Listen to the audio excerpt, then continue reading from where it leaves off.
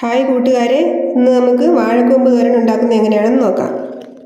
വാഴക്കൂമ്പ് അരിയുന്നതിന് മുമ്പ് നമ്മുടെ കൈയുടെ അകവും പുറവും ഉപ്പുവെള്ളത്തിൽ ഒന്ന് നനച്ചതിന് ശേഷം കഴുകിയാൽ കറ പിടിക്കാതെ നമുക്ക് വാഴക്കൂമ്പ് അരിഞ്ഞെടുക്കാം. വാഴക്കൂമ്പ് അരിഞ്ഞു വെച്ചിരിക്കുന്നതിലേക്ക് അല്പം വെളിച്ചെണ്ണ ഒഴിച്ച് മിക്സ് ചെയ്യുക.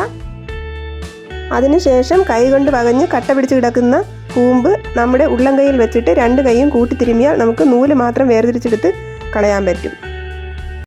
വാഴക്കൂമ്പ് അരിഞ്ഞെടുത്തിട്ടുണ്ട്. ഇതിലേക്ക് 1/4 ടീസ്പൂൺ മഞ്ഞൾപ്പൊടി ചേർത്ത് കൊടുക്കുക. ആവശ്യത്തിനുള്ള മുളക് പൊടി ചേർക്കുക.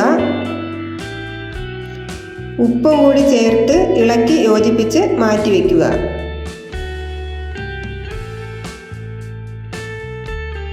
അതിനുശേഷം ഒരു സവാള ചെറുതായി അരിഞ്ഞത്, 2 പച്ചമുളക് നെടുകെ കീറിയത്, കുറച്ച് വെളുത്തുള്ളി നെടുകെ കീറിയത്, കറിവേപ്പില ഇവയും 1/2 കപ്പ് ചിരകിയ തേങ്ങയും എടുക്കുക.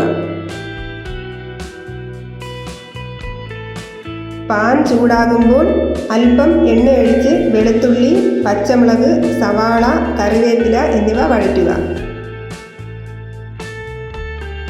ആവശ്യത്തിനുള്ള ഉപ്പ് കൂടി ചേർത്ത് കൊടുക്കുക. അതിലേക്ക് തയ്യാറാക്കി വെച്ചിരിക്കുന്ന വാഴക്കൂമ്പ് ചേർത്ത് നന്നായി മിക്സ് ചെയ്യുക.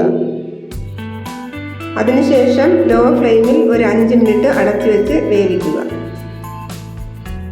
5 മിനിറ്റ് കഴിയുമ്പോൾ തേങ്ങ തിരുമ്മിയത് ചേർത്ത് ഇളക്കുക. വീണ്ടും ഒരു 5 മിനിറ്റ് കൂടി ലോ ഫ്ലെയിമിൽ അടച്ചു വെച്ച് വേവിക്കുക. ഇപ്പോൾ നമ്മുടെ വാഴക്കൂമ്പ് തോരൻ റെഡിയായിട്ടുണ്ട്. ജലാംശം കൂടുതലുണ്ടെങ്കിൽ ഒന്ന് ചിക്കി തോർത്തിയെടുക്കുക.